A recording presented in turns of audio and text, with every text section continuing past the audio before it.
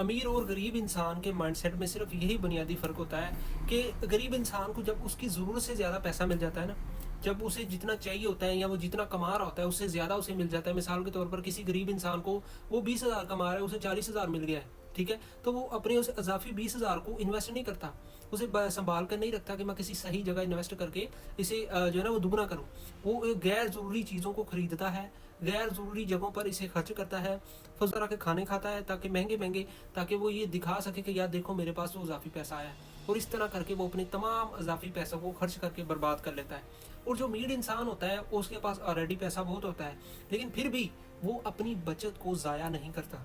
وہ اپنی بچت کو غیر ضروری چیزوں پر ضائع نہیں کرتا، وہ اپنی بچت کو انویسٹ کرتا ہے تاکہ وہ اپنی بچت کو مزید بڑھا سکے، اپنی بچت کو محفوظ بنا سکے. یہی فرق ہوتا ہے امیر انسان کے مائنڈ سیٹ میں اور غریب انسان کے مائنڈ سیٹ میں. اب آپ